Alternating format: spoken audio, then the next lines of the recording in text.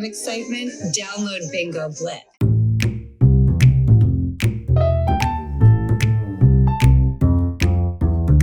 Hi.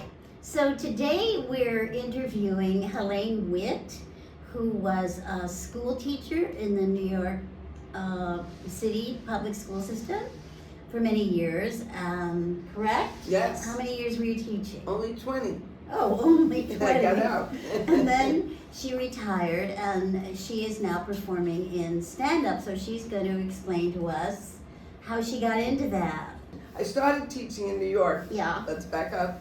And I graduated college in 1971. Now you can figure out my age. And then I got excessed and I got divorced. You're teaching in the public school, so now here you are, a retired person. Yes. And you are doing a lot of stand-up, correct?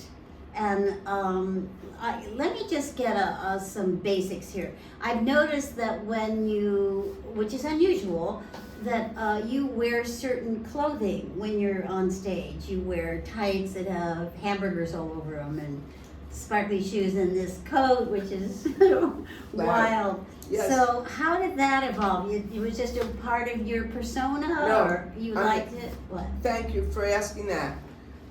I started to have pains and I couldn't wear shoes. I compensated consciously by wearing crazy pants Yeah. and glitter sneakers. And Right. even if I go to a wedding, I wear the glitter sneakers. So instead of high heels.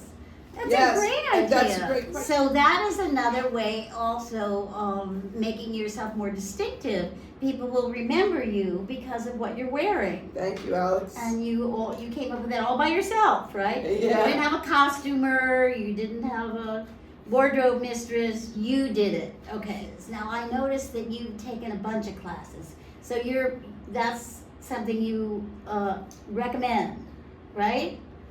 Yeah, and I also share classes when I get something sent to me. Oh, you mean when somebody sends you like an advertisement, like we're having a comedy class? It's free, it costs money, it's in California, it's in Right. New York. I tend to share that with others. And I took Judy Carter, who wrote the Comedy Yeah. Bible, you know her. Yes, I do. She has a free class on Tuesday, so I think that's so great since the pandemic. That is Things great. like that.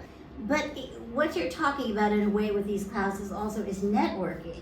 Now you do a lot of networking. You've got all these people. If you do a show, you get people's names. Is that correct? Not- and add it to your list. No, I don't have like a list per se, But you have that kind of talent. but I like that thinking on your part.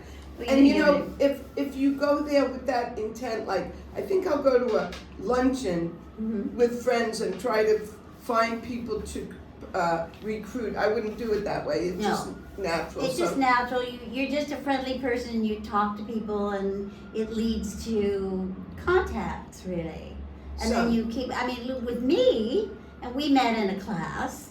I get little reminders from you all the time. This is happening here. So and so has a class here. And I mean, I hear from you like a lot. Then another advantage that you have. You live in Queens, correct? Is you have a car. So that means you can hit all these comedy clubs nearby, correct? and far. Yes, and you did one in New England, and that led to you getting a gig in Italy? So one of the guys who was in the festival, he said, how would this group of Long Island comics like to go to Italy? And we didn't get paid for anything except we got one dinner at a youth hostel. But we didn't. So he took this whole group of you, seven people, to Italy to perform in Italy. Now he was an American, yes, but he lived lives in there. Italy. Yeah, lives in he got Italy. us 3 gigs in 2 cities. Wow.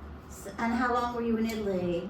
I'd say 10 days. Wow. I think That's so. fantastic. Now you had to pay your way over there, but still, Everything. Paid what a everything. great experience. And this all comes from starting to do stand-up. Now, how do you find out about all these open mics and these shows and these festivals and stuff? How do you find that out? Good question. I have friends like Tom and Linda and you and These just are other older comedians older.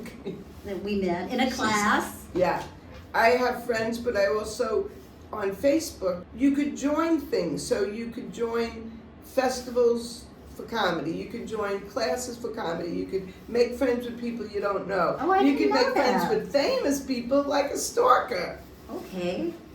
I didn't know that you could join groups. I'll have to try that. Why not?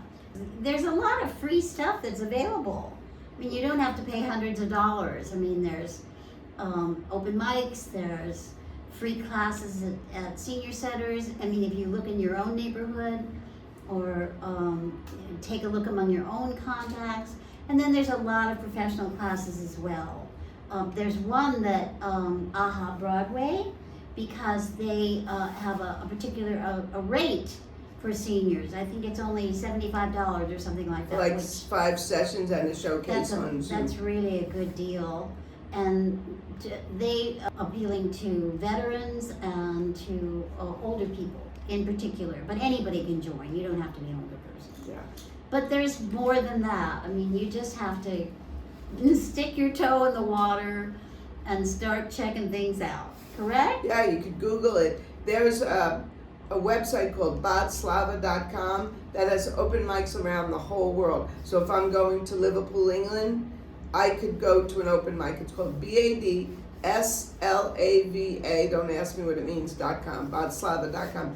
And I'm involved in, now I got Alix into it a little bit, called Joke Zoom 2.0, Joke Zoom 2.0, and it's free and it's daily, sometimes twice daily.